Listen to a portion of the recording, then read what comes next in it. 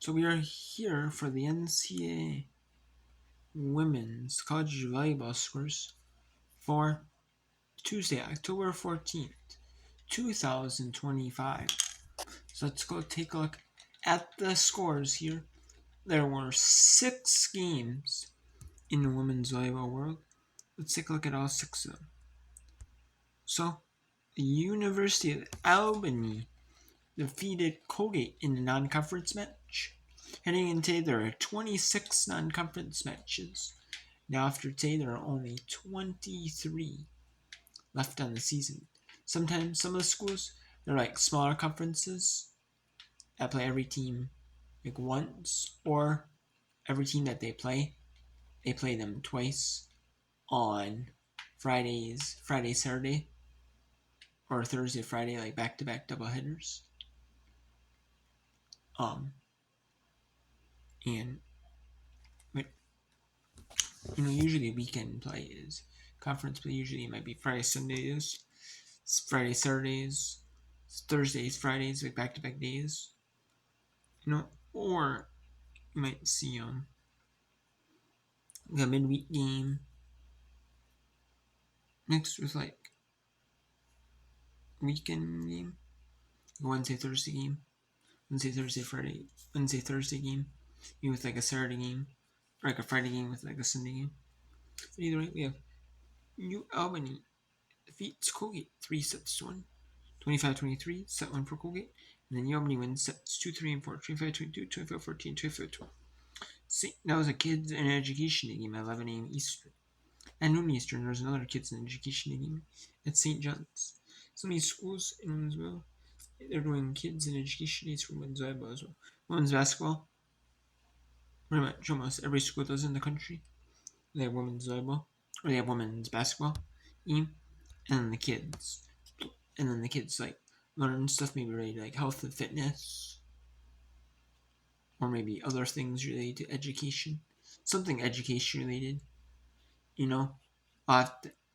Ones I hear about are usually like sports related, like health and fitness related. Maybe like it's kind of like gym class related. Maybe you watch women's basketball.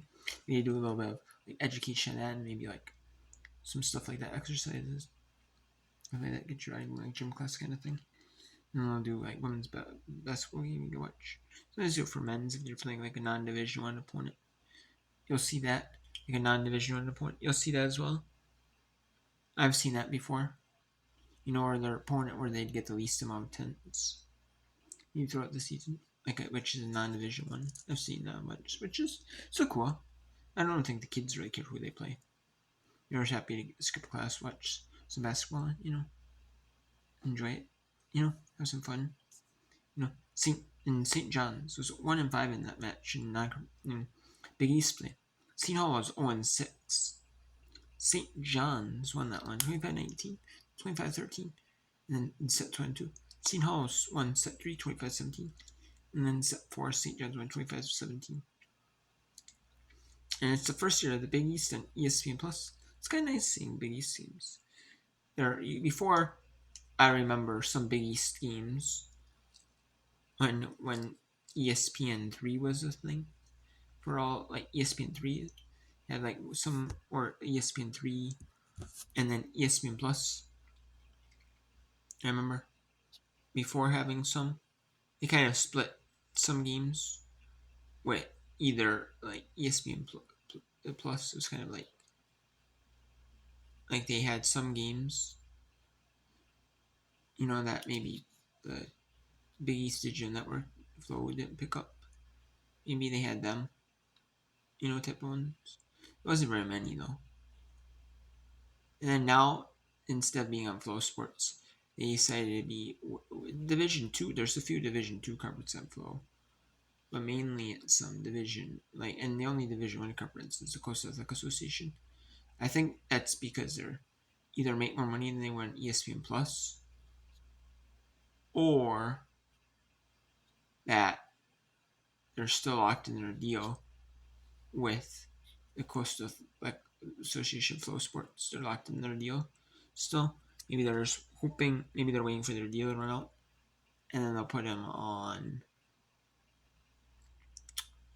and then they'll put it on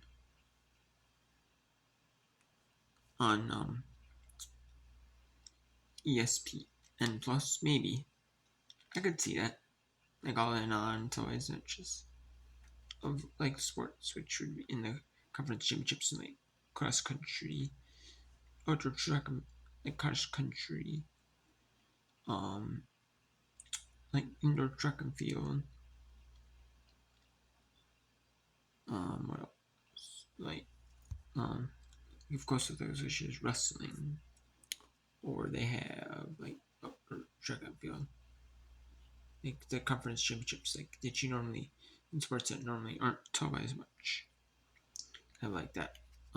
Alonso wins over Indiana State. 3 sets when Indiana State took set 1, 25-22. Then Indiana Evans won sets 2, 3, and 4, 25-18, 25-17, 25-23.